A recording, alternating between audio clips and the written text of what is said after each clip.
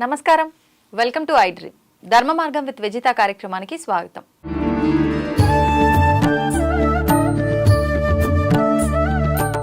ప్రస్తుతం మనతో పాటు ఉన్నారు శ్రీ స్వామి స్థిత ప్రజ్ఞానంద సరస్వతి గారు. ఇప్పుడు వారితో మాట్లాడి మరిన్ని మంచి మంచి విషయాలు అడిగి తెలుసుకునే ప్రయత్నం చేద్దాం.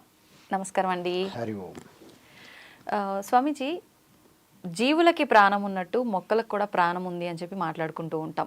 అయితే మరి జీవులకి ప్రాణం ఉంది, మొక్కలకి ప్రాణం ఉంది, కానీ శాకాహారులు ఏం మాట్లాడతారు అని అంటే మాంసాహారులు జంతువుని చంపి తింటున్నారు, అంటే జీవహింస జరుగుతుంది అని చెప్పి.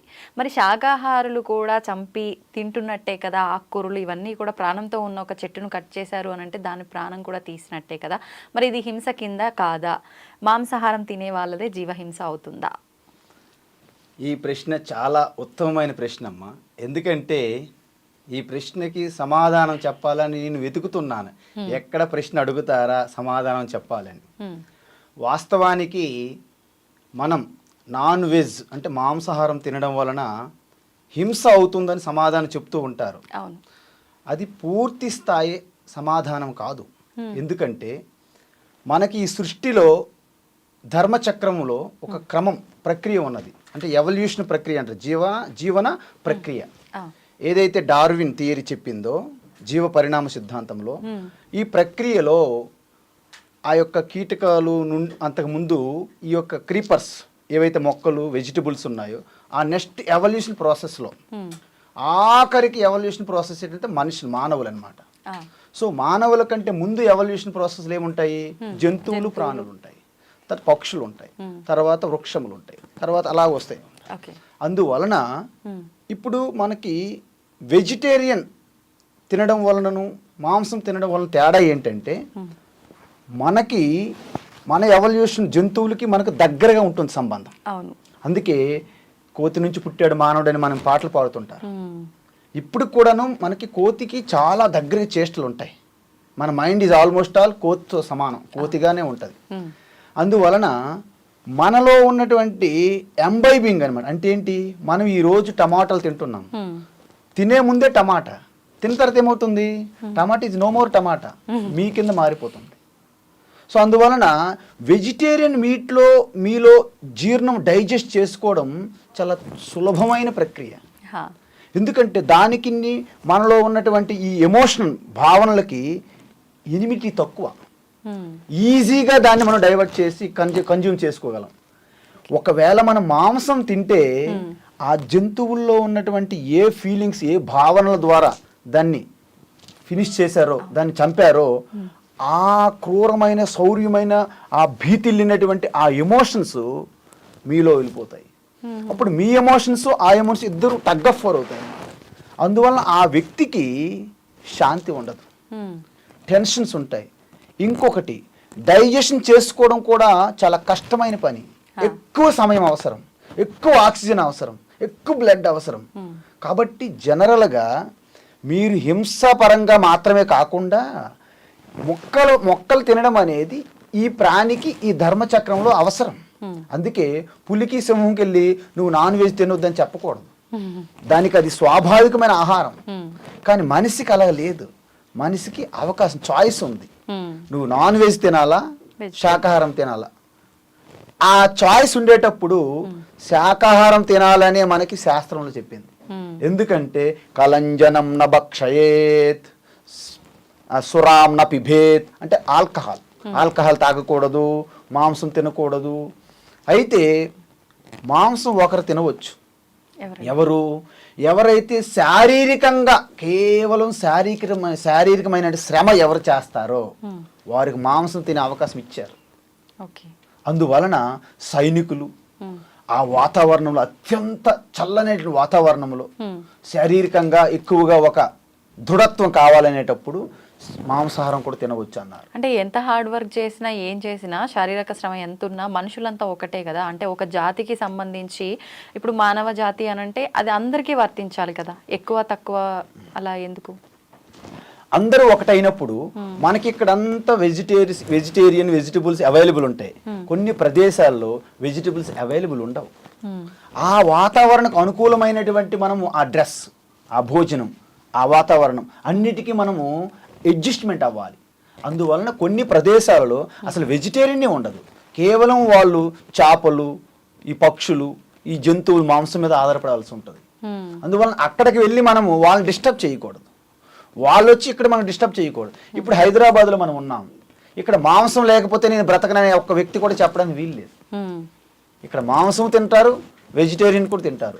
కానీ వెజిటేరియన్కి నీ మాంసానికి డిఫరెన్సెస్ ఉన్నాయి, తేడాలు. వెజిటేరియన్ తినడం వలన నీకు లాభం. నీలో ఉన్నటువంటి 3 గుణములు ఉన్నాయని చెప్పాను. తమో గుణము, రజో గుణము, సత్వగుణము. నువ్వు మాంసం తినడం వలన తమో గుణం పెరుగుతుంది. తమో గుణం పెరగడం వలన నీ యొక్క ప్రక్రియలు ఎవల్యూషన్ పైకి వెళ్ళవు, కిందకి వెళ్ళిపోతుంది. అంటే నీకు శారీరకంగా చూసుకుంటున్నావు తప్ప ఒక మనస్సు, బుద్ధి, ఇంకా స్పిరిచువల్గా ఆధ్యాత్మికంగా నీకు వృద్ధి లేదు. ఆధ్యాత్మికంగా వృద్ధి కావాలంటే బుద్ధి కౌశలంగా పనిచేయాలి, చురుకుగా పనిచేయాలి. బుద్ధి పనిచేయాలంటే ఆ వెజిటేరియన్ అనేది మీకు ఒక తోడ్పాటిస్తుంది, వృద్ధికి సహకరిస్తుంది. మాంసం తినడం వలన you need a lot of sleep. నీకు ఎక్కువ నిద్ర అవసరం, డైజెషన్కి ఎక్కువ సమయం పట్టాలి. అంటే యూ ఆల్మోస్ట్ ఆల్ కంప్లీట్లీ నిద్ర, లేజీ వీటి మీద వెళ్ళిపోతున్నావు అనమాట. అంటే నీ యొక్క ఏదైతే ఆధ్యాత్మిక వృద్ధిని నీవే కోరుకొని వ్యతిరేక దిశలో తీసుకుపోతున్నావు. అందుకే తపస్సులో ఎప్పుడు కూడాను నాన్ వెజ్ని ఎంకరేజ్ చేయరు. ఇది ఒకటి మెయిన్ కారణం. ఎందుకంటే మీ భావనలు ఎంత స్ట్రిక్ట్గా హార్డ్గా ఉంటాయో ఈ మాంసం తినడం వలన వాటికి ఇటుకి టగ్ ఆఫ్ వార్ యుద్ధం జరుగుతుంది లోపల. అయితే మరి మొక్కలు ఈ వెజిటేరియన్ ఏంటి, దాంట్లో చాలా వీక్గా ఉంటుంది. ఎందుకు, మనకి ఆ జీవన ప్రక్రియలో చాలా గ్యాప్ అనమాట. ఇంకా జంతువులు మన దగ్గర ఉంటాయి. అందువలన ఇది ఒకటి మెయిన్ కారణం. తరువాత జంతువులకి మొక్కలకి తేడా ఉంటుంది. వీటి యొక్క ఫీలింగ్స్, ఎమోషన్స్ అనేది మనం స్పష్టంగా చూస్తుంటాం అనమాట. మొక్కలకి మీరు అంతగా చూడలేరు, దాంట్లో ప్రాణం ఉండడం మాట నిజం. కాబట్టి మొక్కలకు మనం తినడం వలన మనకి వేరే అవకాశం లేదు. సరే మొక్కలు కూడా తిన్నాం, వెజిటేరియన్ మానేద్దాం, నాన్ వెజ్ మానేద్దాం, మరి ఏం తింటే బ్రతుకుతారు? ఈ యొక్క మనుషులు ఇంక బ్రతకడానికి వీలు లేదు. కాబట్టి ఆ యొక్క సృష్టి కూడా అలాగే చెప్పారు. ఎలా చెప్పారు? పరమాత్మ నుండి ఆకాశం వచ్చింది, ఆకాశం నుండి వాయువు వచ్చింది, వాయువు నుండి అగ్ని వచ్చింది, అగ్ని నుండి నీరు, నీరు నుండి పృథ్వీ, పృథ్వీ నుండి వెజిటేరియన్, వెజిటేరియన్ నుంచి ప్రాణం పుట్టిందని చెప్పారు. అంతేగాని మాంసం నుండి ప్రాణం పుట్టిందని చెప్పలేదు. మళ్ళీ అంటే మనకు ఉపనిషత్తుల్లో కూడాను వెజిటేరియన్నే మన యొక్క ముఖ్య ఆహారం అని చెప్పారు. మనుషుల ముఖ్య ఆహారం వెజిటేరియన్. అందులో వెజిటేరియన్ తినడం వలన ఈ హింస అనేది పక్కన పెడితే మీకు ఇది చాలా అవసరం.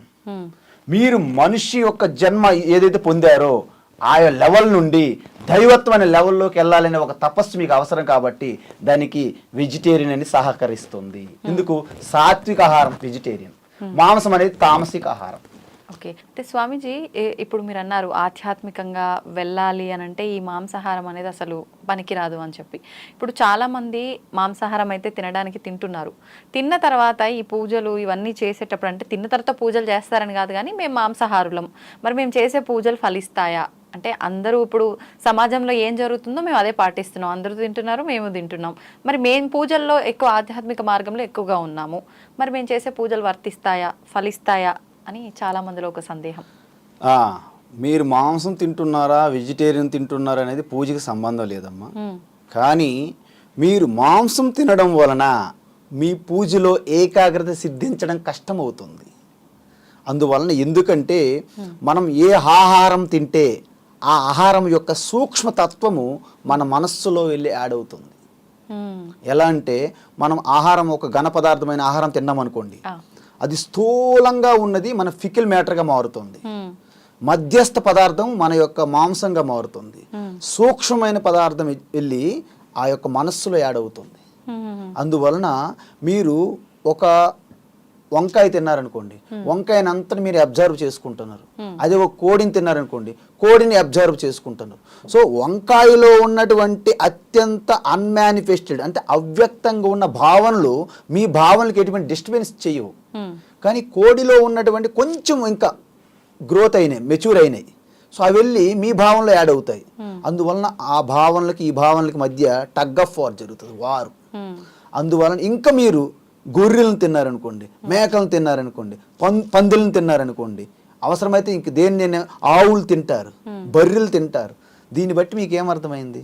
బర్రెలను తినేవాడికి ఎంత తమస్సికమైనటువంటి గుణం వెళ్ళి మీలో యాడ్ అవుతుంటుంది.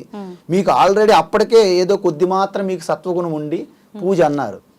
ఇక ఇది వెళ్ళి యాడ్ అయిన తర్వాత అది కూడా చేయనివ్వదు. ఒకవేళ మీరు చేసినా అక్కడ వెళ్ళి ఎలా పడుకుంటారు, లేకపోతే డల్గా ఉంటారు, అందరితో పాటు అలా వెళ్ళిపోతుంటారు తప్ప మీకు ఏకాగ్రత, మీ యొక్క ఆ యొక్క వివేకమైనటువంటి బుద్ధి, ఆ షార్ప్నెస్ మీలో ఉండవు, తక్కువ ఉంటాయి. అంటే ఇప్పుడు మీరు చెప్తున్న దాన్ని బట్టి ఆహార ప్రభావం మనిషిని ప్రభావితం చేస్తుంది కాబట్టి మనం ఉండే బద్ధకంగా ఉన్నా, క్రూరంగా ఉన్నా, సాత్వికంగా ఉన్నా అదంతా ఆహారాన్ని బట్టే జరుగుతుంది అంటున్నారు కదా.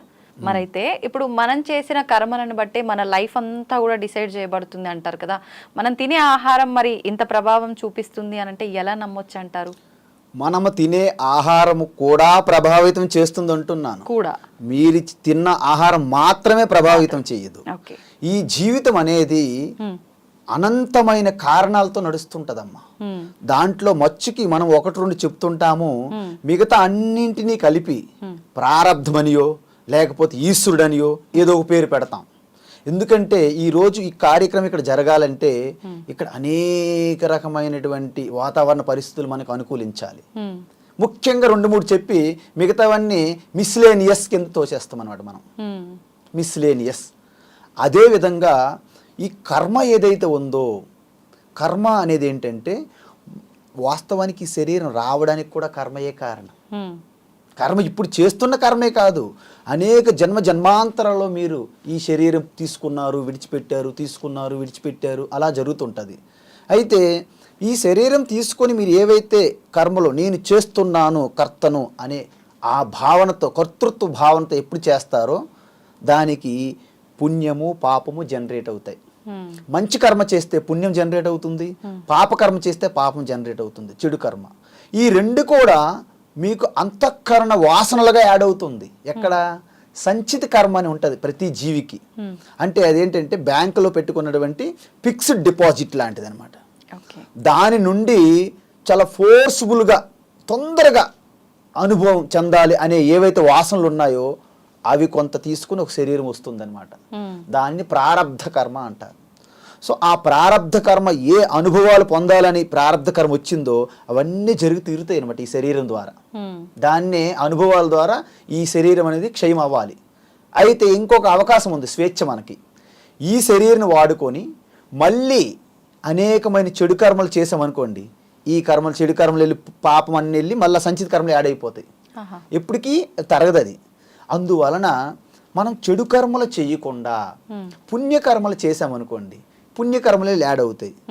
ఈ శరీరం పడిపోయిన తర్వాత మంచి జన్మ వస్తుంది, దీనికంటే ఉత్తమ జన్మ, ఉత్తమ జన్మ, ఉత్తమ జన్మ. అంటే ప్రతి ఒక్కరు కూడా మొత్తం పుణ్యమే చేసుకుంటూ పోరు కదా, కొంచెం అలా చేస్తారు, కొంచెం ఇలా చేస్తారు. అంటే ఇది ఉంటుంది అది ఉంటుంది కదా. మరి పుణ్యం ఒకటే ఉంటేనే ఉత్తమ జన్మకి వెళ్ళాలి కదా. ఇది కూడా ఉన్నప్పుడు అలా ఉత్తమ జన్మకి ఎలా వెళ్తారంటారు? పుణ్యం ఒక్కటే ఉత్తమ జన్మ కాదు. పుణ్యం ఎక్కువైతే దేవతల్లాంటి జన్మలు పొందవచ్చు, పాపం ఎక్కువైతే నీచమైన జన్మలు పొందవచ్చు. మిక్సింగ్ అయితే మిశ్రమ, మన మిశ్ర అంటారు చూడు, జగన్నాథ్ మిశ్ర, రామచంద్ర మిశ్ర. అంటే మానవులకి ఏంటంటే మిక్చర్ అంటారు. అంటే పుణ్యము పాపం మిక్చర్గా ఉంటే మానవ జన్మ అని చెప్పారు శాస్త్రంలో. నీచమైన జన్మ అంటే ఏంటి? కీటకములు, బ్యాక్టీరియా, దోమలు ఉన్నాయి. దోమ పుట్టింది అనుకోండి, ఏమవుతుంది? ఇబ్బంది పెట్టింది, ఇలాగాను అయిపోయి అది పుట్టడము చనిపోవడం ఒకటి అయిపోయింది, టక్ టక్. అంతే అంతే, దానికి టైం అక్కర్లేదు. కానీ మనకి ఇంకా మీరు అనుభవించాలి. సో మనం పుణ్యము పాపం మిక్సర్ ఏదైతే ఉంటుందో మానవ జన్మ. ఎక్కువ పుణ్యం అనుకోండి, మానవ జన్మ కంటే మీరు దేవతా జన్మ పొందొచ్చు.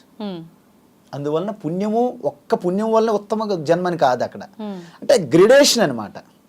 మీరు ఎంత డబ్బులు తీసుకుంటే, మీరు దుబాయ్ వరకు వెళ్ళాలంటే దానికి తగ్గట్టు డబ్బులు, అమెరికా వెళ్ళాలంటే అక్కడికి కావాల్సినటువంటి, అమెరికా వెళ్ళిన తర్వాత ఖర్చు పెట్టారు, మళ్ళీ ఇండియాకి వస్తారు. అందుకే పుణ్యం చేసి దేవతా జన్మ పొంది స్వర్గంలోకి వెళ్ళినా క్షీణే పుణ్యే మత్యలోకం విశంతి అని చెప్పారు శాస్త్రంలో. ఆ స్వర్గంలో బాగా అక్కడ కూడా డీజేలు ఉంటాయి ఇక్కడలాగే. అక్కడ కూడా రంభా, ఓరోసి, మేనక, అక్కడ మళ్ళీ అంత గాలి, అగ్ని, వరుణ, ఇంద్ర అందరు దేవతలు ఉంటారు కదండి.